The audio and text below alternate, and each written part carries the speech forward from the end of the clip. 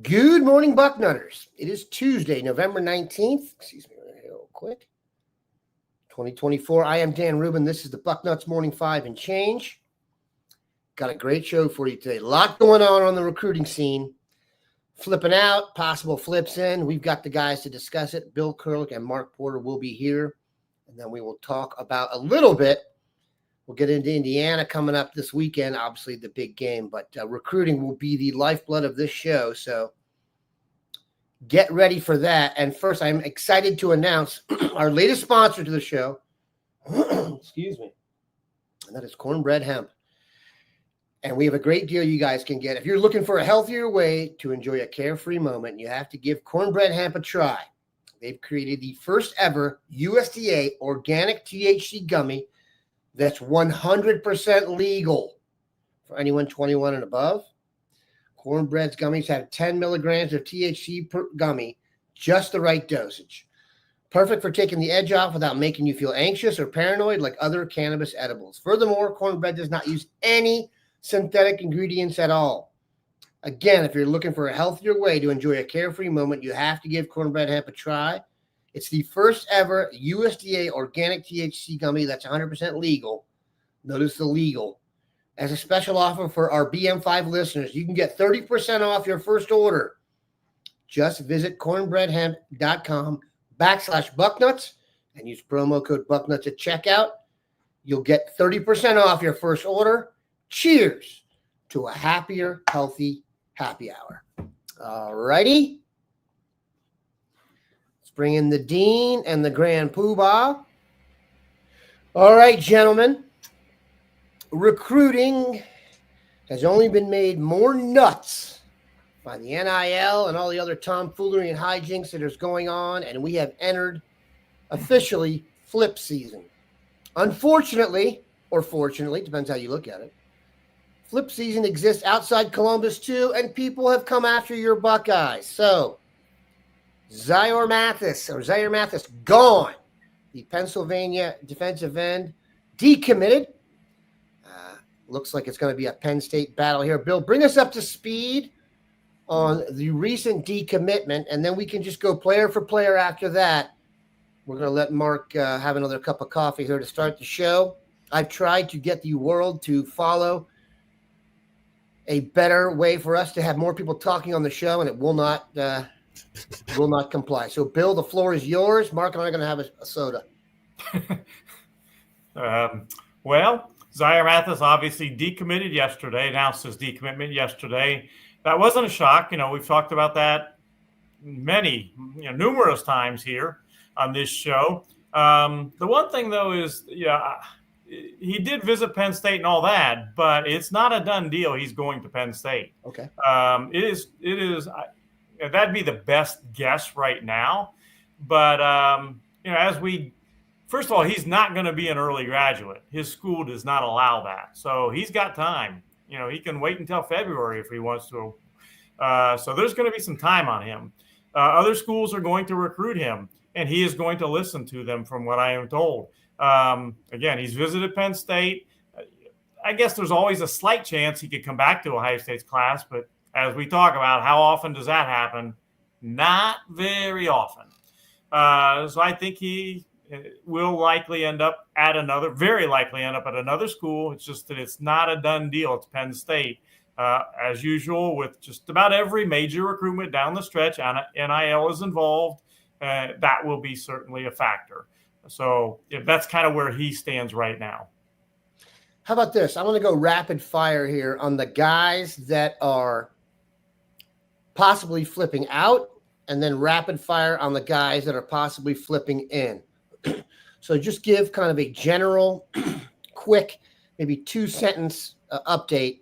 Otherwise, we just won't have enough time here. We won't get to the questions, and Mark will start to you really feel left out, and that's the last thing we want. So first, we did Zaire Mathis, defensive end, London Merritt. Well, it is going to be, unless something changes, as I've said many times, I never like to say never in recruiting, especially in this day and age with the NIL. But he's going to end up at Ohio State or Colorado. He has been to Colorado a couple times, so there is certainly interest there. Colorado, how much, how high will they go for the NIL? I don't think we could say that for sure right now. If I absolutely had to make a prediction right now, I would say he stays with Ohio State. But again, that's going to be it's still a battle. He is not, you look at Zion Grady, the other defensive end committed right now, and that one, unless something changes in that one's a done deal. Zion is all in on Ohio State. London, at this point, that's not the case yet. I actually just watched him on tape against Turbo Rogers last night. Zion Grady, if you go to the game, it will not be hard for you to pick him out. He is a man among boys.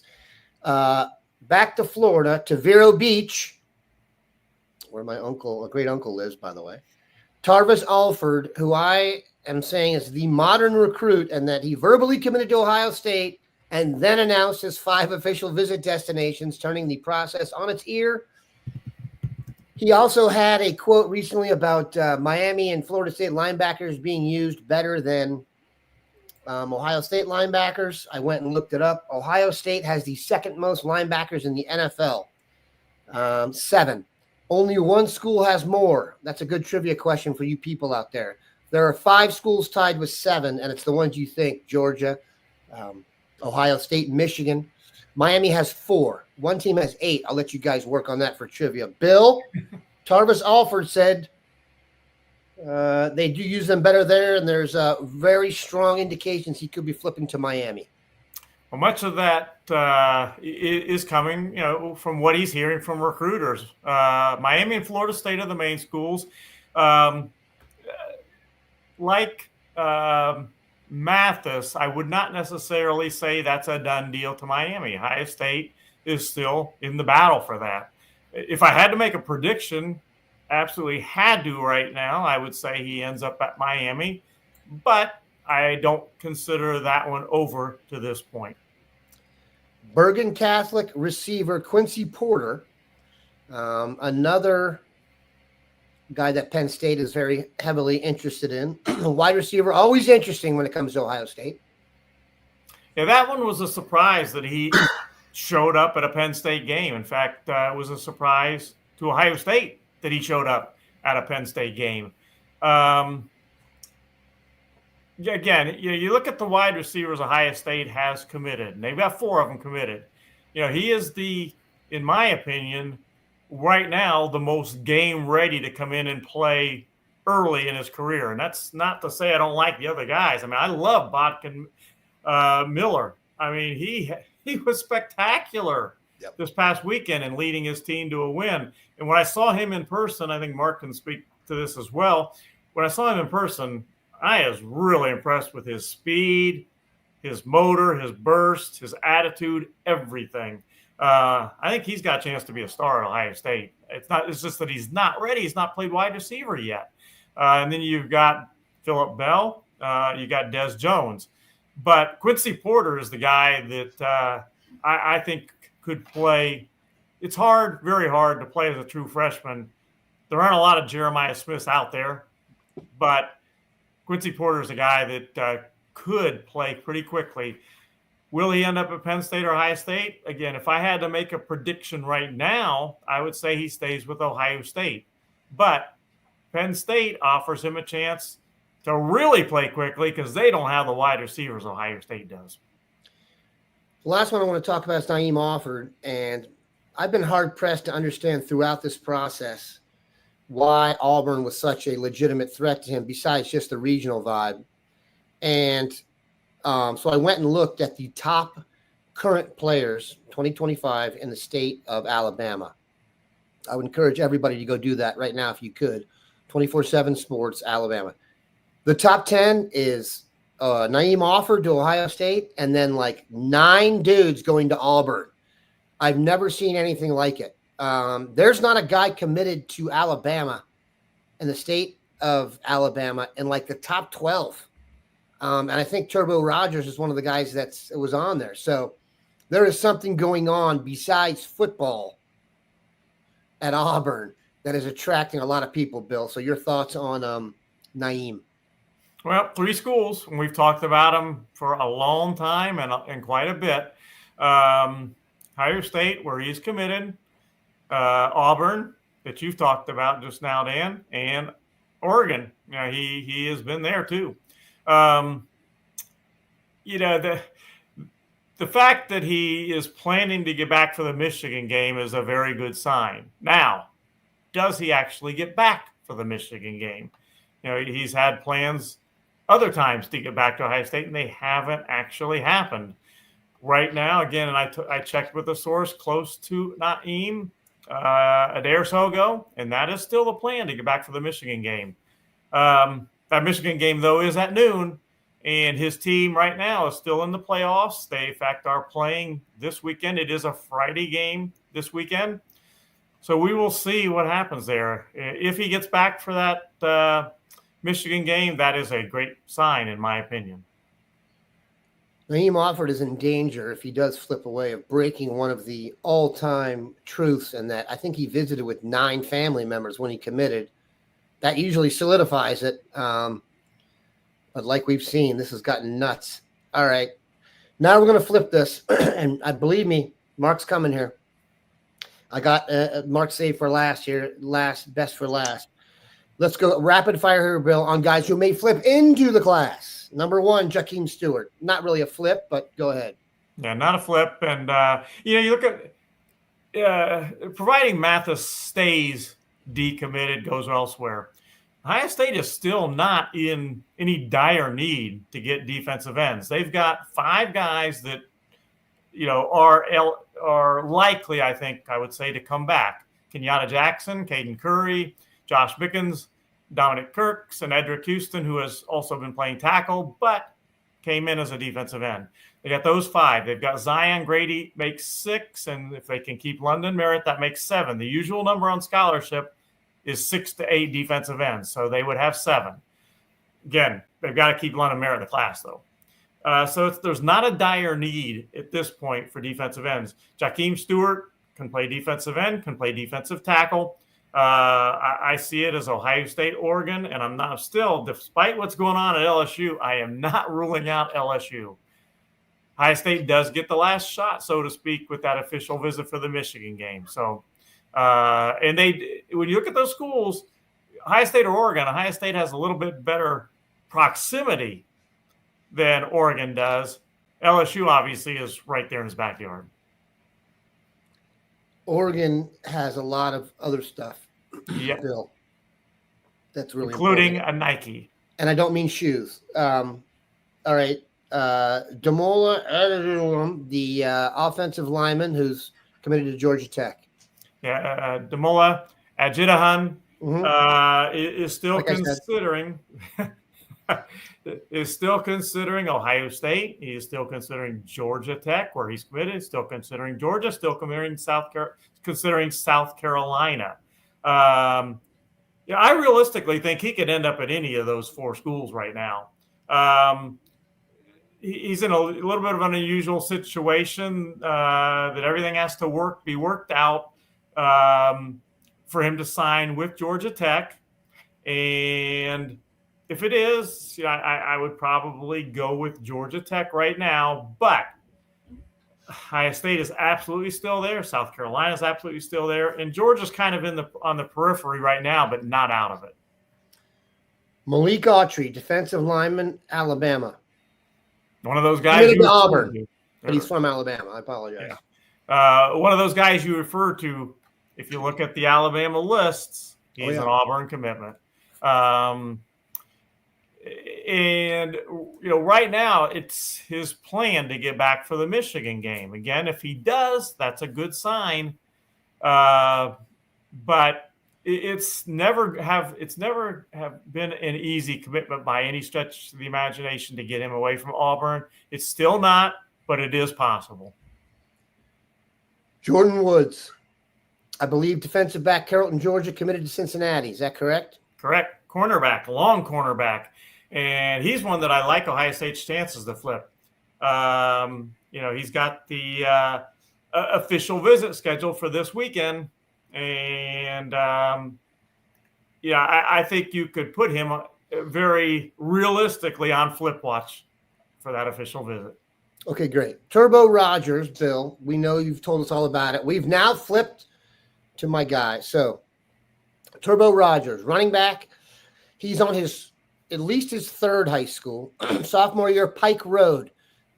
If you recognize that name, it's the same high school that Quinshon Judkins went to. Junior year, Bradenton IMG Academy. I think we all know that one. Senior year, back to Montgomery, Carver High School.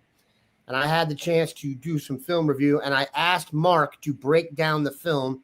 If, possibly Turbo ever flipped here, we would be able to do a video for that and seem smart. So, Mark, you've taken a look at Turbo. Here's what surprised me. When we discuss him, I kind of get the sense he's being discussed as a running back.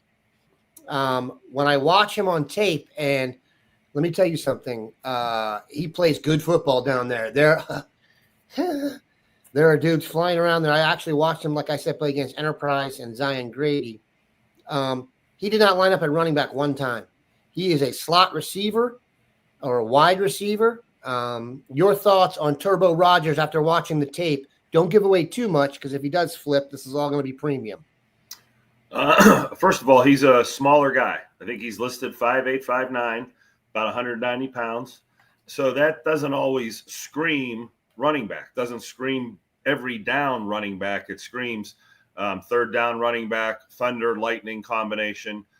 That's what it does, because he does line up at running back and he does get snaps there. But I had to dig for him. I did a little more digging than maybe Dan did. Yep. Okay, because when he told me that and he said, I see a lot of receiver, kick return, special teams, I was like, okay, but so you do get snaps of him at running back, because in high school he's absolutely dynamic from that position, and the jitterbug type ability is what really makes him tough.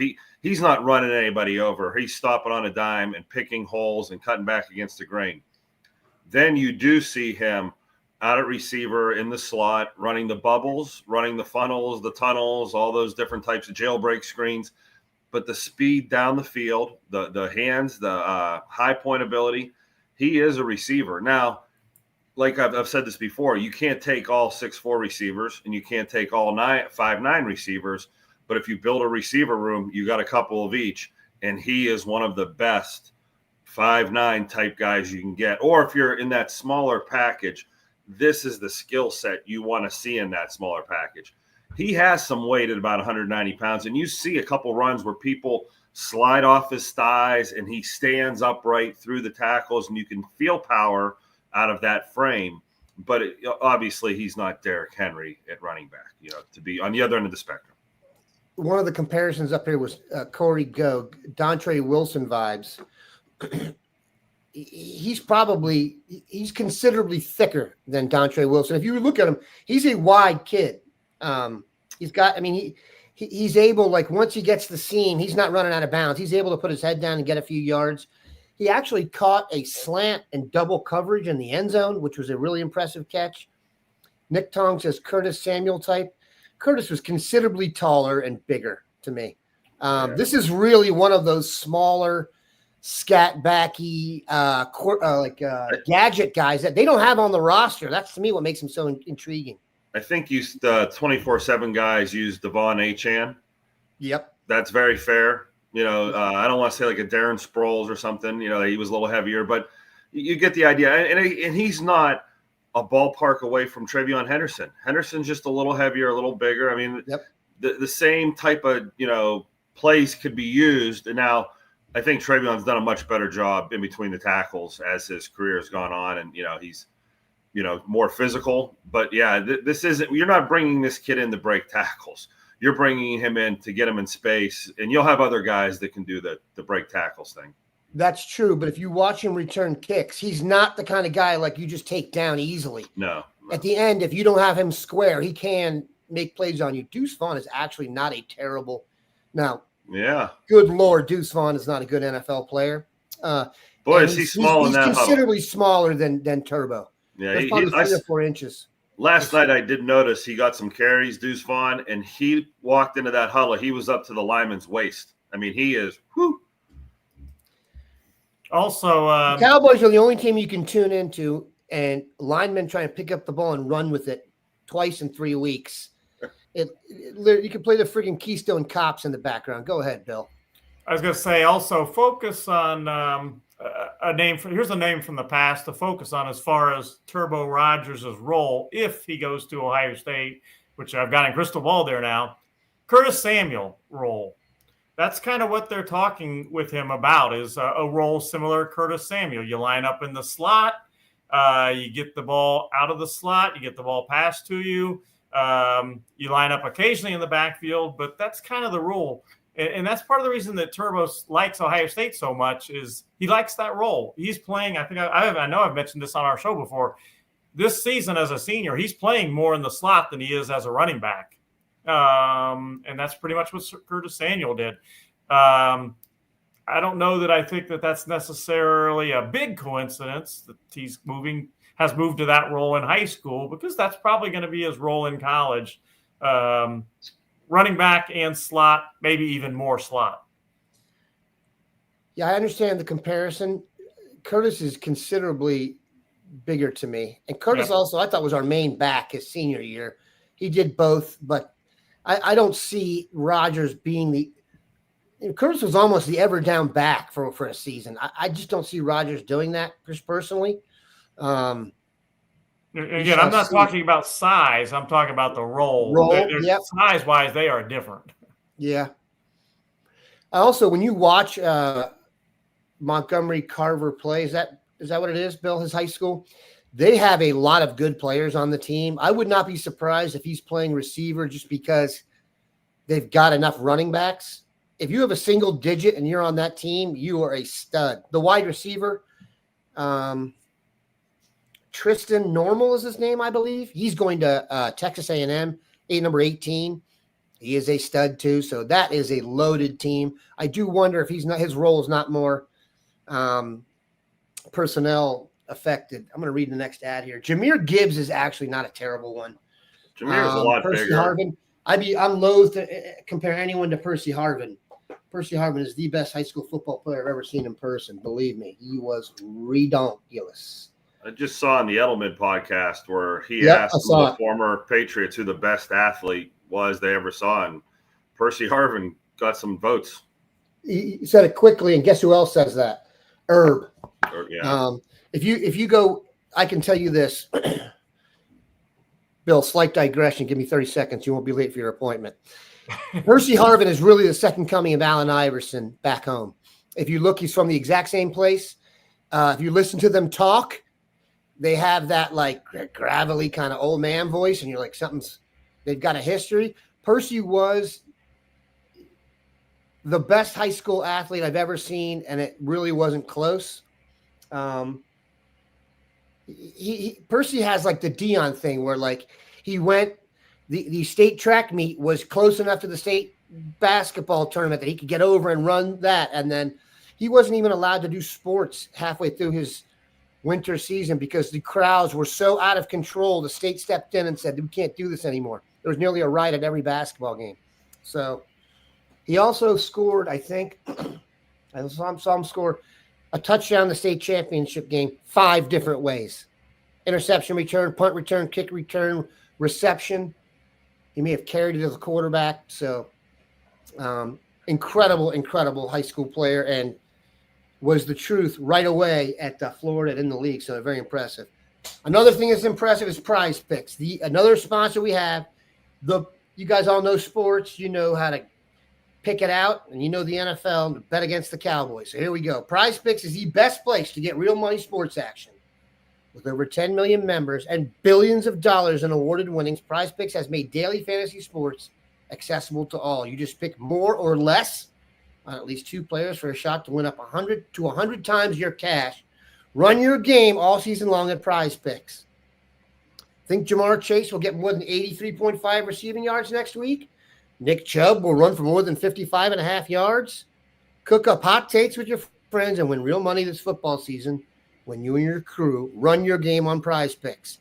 Prize Picks also offers weekly promotions that can lead to big payouts like Taco Tuesday. Each Tuesday, Prize Picks discounts select player projections up to 25% to provide even more value for your lineups. Download the Prize Picks app today and use code BUCKNUTS to get $50 instantly. Again, Download the Prize Pick app today and use code Bucknuts to get $50 instantly after you play your first $5 lineup. Again, download the Prize Pick app today and use code Bucknuts to get $50 instantly after you play your first $5 lineup. Prize Picks, run your game. All right. We are going to now try and get as many questions in as we can possibly get. And go from there. I was just trying to get you guys completely up to speed on crootin. The only thing that's guaranteed is that it's going to change. All right. I'll try and bounce it around here so Mark doesn't feel left out. I am leaving ask. If Ohio State were to lose a linebacker recruit, any way they go after Dante McClellan? Bill, you know that name. I do. I think Mark knows him too. Go ahead, guys. Do you want to go first, Mark? Or? Well, I mean, I think that's far down the ladder. Time out. Yeah. I made a mistake here. I had a great email sent to me from a podcast listener, and I have gotten away from handling this correctly because we've doing so much video. When we bring somebody up, let's try and name who he is, what school he goes to, maybe height, weight, so that everybody can get a sense of it without looking at the beautiful visages of the Dean and the Grand Poobah. So let's start with. I can do that real quick. It's Dante McClellan is a linebacker, 2025 linebacker that is committed to Missouri, and he is from Canton McKinley High School. And Ohio State absolutely has had an interest in him at one point, but did not offer him a scholarship. So that's Dante McClellan, and I'll let Mark take it away there. Lucas? Yeah, I think that scenario you're bringing up's a little bit far down the road. It's hard to project that, but I don't know if Dante is going to be one of the top national linebackers left. In Ohio, he's one of the top linebackers, but it'd be tough to make those two ends meet right now or say that's a possibility with any high degree of certainty. Maybe a low percentage shot, maybe a 10% shot if you like doing things in percentages. Okay. Like the player, it's just a tough scenario. A lot of things would have to happen for that to, be the linebacker pulls out and he's the guy. What are the chances? Slim to none. Has anybody voted? Has anyone gotten the answer right? Who has the most linebackers in the NFL? The answer is 8. I don't see it on here. All right, someone's got to put it in here to win a fabulous prize. Okay, let's go here. It's my fault. I'm screwed. I had a digression. I was thinking again. Oh, I love those. Yeah, when like I saw someone they, as we get into flip season and everybody's, we're losing this guy and they're losing that guy and they want to blame people. I said last time, this is now NFL free agency. Is anyone blaming the Cowboys running back coach because he didn't get Derrick Henry or Saquon Barkley? So I think you've got to look at this more in a professional way. It's more of a team decision whether we're going to go after those players. The Raiders, they probably could have used Kirk Cousins or Russell Wilson. Is their quarterback coach bad for not going after them, or is he a poor recruiter? Those aren't even conversations that happen in the NFL. So I think as we get into these flip seasons, we need to tamp down, pointing the finger as to why we lost the defensive end or why we lost this. This is going to be a free agent battle, much more like the NFL. And one other thought I had is if I'm the Division I college coach, this offseason, I want a study done by my staff or some firm, and I want them to drop it on my desk. Give me the top 10 salary cap stories in the NFL and how they worked out, and give me the top 10 disasters in the NFL with salary caps and what went wrong. So as we structure our cap, and even if it's only a $20 million cap, or I'm at a smaller school and it's a $10 million cap, where do we allocate our money? Quarterback, left tackle, corner, what percentages of our pie go to those positions? And how do we start trying to capitalize on the only blueprints we have, how to handle this new era we're walking into? And where Dan would always say, and this is kind of I don't know how to say this, Dan, you'd always say, well, people come here because Ohio State is guaranteed to develop you. And that's such a selling point. And we act like when we lose a defensive end like we have, that there's no other defensive end that can be developed. He was the only one that these Ohio State coaches could have possibly molded into a great player.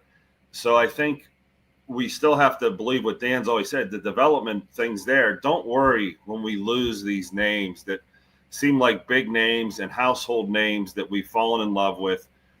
This is going to be the new age of this. And I'm just reading comments, and I think the angst, we need to just, relax as Buckeye fans and realize this is NFL free agency. We'll get the guys we need. And it might not be the way you want, or it might not be the order you want, but it'll work out in the end. It always has worked out in the past, and I do think it's even more pronounced now. I think I guess we just can't get as attached to these guys during the process as we may have in the past, just because, it's just, I don't want to say that people's word isn't worth as much. There's just so many more variables at play here. You know what I mean? More variables. Yeah. Their word's not as much. I think kids are more savvy to people like Bill. They don't put out as much. They keep tighter wraps, and there are loose lips that are sinking ships out there. But, yeah, this is a new era. I can tell you this. There was a major recruiting target. I'm not going to give any more details than that was committing on a Wednesday and was taking offers up until 9 p.m. Tuesday night. Literally, that was the term. You get your offers in by Tuesday night, 9 p.m. The family will spend the night thinking about it, and they'll go with it. Maybe that's been going on in the past, be below the or away from the jaundiced eye, but the fact that it's so out there now is something else. I want to give credit to Mike Schaefer here real quick. This is the best Turbo Rogers, my opinion, comparison yet. Rondale Moore, a true kind of hybrid. You could see him play one game at running back, one game at receiver. That was a great job. However, I have bad dreams about Rondale Moore at times. Okay. All right. And by the way, I'm not trying to say Zaire Mathis is not a really good player. He's a really good player, but he was not going to come in and walk in and be expected to be a starter for Ohio State. I mean, he's not few and far between are the guys that can do that. And that's, again, not a knock on Zaire Mathis. So, do you want to, put up enough money to overpay or to pay more than the guys you want to keep at Ohio State? I think Kenyatta Jackson and Caden Curry are pretty ready next year to be starters for Ohio State, much more so than just about any high school kid out there. Yeah, I mean, it's wacky. No, I don't think that's accurate, Hollywood. If you go watch him on tape, he's actually thicker than most of the guys on his squad, and that is a good squad. All right.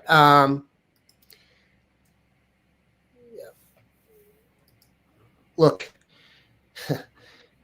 there are certain positions that have become more valuable than others. Unfortunately for wide receiver, I don't think it's one of them. Yes, you have guys like Jeremiah Smith, but to me, the positions that have gotten more valuable are offensive linemen, are the guys whose body types there aren't a lot of. There are a lot of slot receivers in the country that can get it done. There's only so many people. They made a movie called The Blind Side because there's only so many people built like that. Mark, do I feel a comment coming from you there? I just thought, I'm like, we got like 3 first-round receivers, and you got to pay them like that. Would everybody rather we have 3 first-round linemen and maybe 3 third-round receivers? That's like the trade-off I think that's coming with the salary cap. I think the days of being spoiled and having, these really deep position things, it's going to spread out over time. And I think there's going to become more what this, outline of the land says. It's going to be more of a salary cap and more of an allocation towards positions. And once Jeremiah Smith is the highest paid guy, then the next 2 guys really can't do it. I mean, the NFL really hasn't figured out a way to pay 3 receivers number $1 and build a team around that is successful, and so I don't know how much this mimics the NFL and how fast. I just think that you need to study that landscape to make sure you're going to master the landscape you're going into. I mean, kind of what I've got out of this now at this point is that, and I think the comments from the Sanchez has certainly helped this. If they don't want to be here, you don't want them here anyway. The guys that are trying to be focused at Ohio State on front end money, we probably don't necessarily want them as much as the guys who are looking at it a little more long term. It is hard to get on the field. It's hard to get on the field at Ohio State. You are not coming here as a freshman and playing a lot unless you are, I don't want to use the term generational. It's become the buzzword of it. But go back in your mind and think to yourself, okay, who has played a lot at Ohio State as a freshman? Okay. They're good. They're not normal. So people who are coming here and demanding playing time and stuff, you don't get it. That's not how it works. If you come here and are that good to get on the field early, you're going to be in great. If you get on the field early at Ohio State, you're going to the NFL, okay? Probably in the first 2 or 3 rounds. Mike Jordan started every game here as a freshman. He's still collecting checks. And I think he kind of got forced into starting. So, come on now. All right. Christopher Sowers asks, is Vero Beach football TJ Alford teammate visiting this weekend? And what all recruits are visiting for the Indiana game, Bill? We'll get into that more this week on Thursday. But TJ Alford is I can answer that real quick. I think he's referring to Micah Champion-Smith, the offensive lineman at Vero Beach, and a guy Ohio State's offered. So I think that's the guy he's referring to. And the answer is no, he is not visiting Ohio State this weekend. He is, tells me he is still planning to visit Ohio State for the Michigan game. Again, that's Micah Smith, a 2026 offensive lineman at Vero Beach, who is Tarvos Alford's teammate. Okay, I'm going through the questions here. The trivia question for today was, what NFL team, I'm going to end with this, has the most linebackers currently on NFL rosters? So I started doing this last night when I was thinking about Tarvos Alford decommitting, and Ohio State has 7 listed as linebacker. And I went through it, and I went through every single team, and the high was 7 at Ohio State as I went through everybody. There were some others that also had 7. The usual suspects, like I said, Georgia, Alabama, Ohio State, LSU, and Michigan all had 7.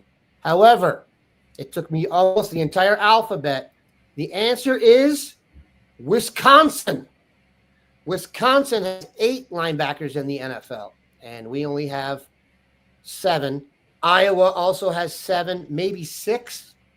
There were 2 or 3 schools that had 5 or 6. Actually, when you did it all, it started to look like it should over time. But yeah, Wisconsin gets it done there. So, shocker. All right. Appreciate these guys stopping by. There's going to be a ton of stuff happening between now and the Indiana game.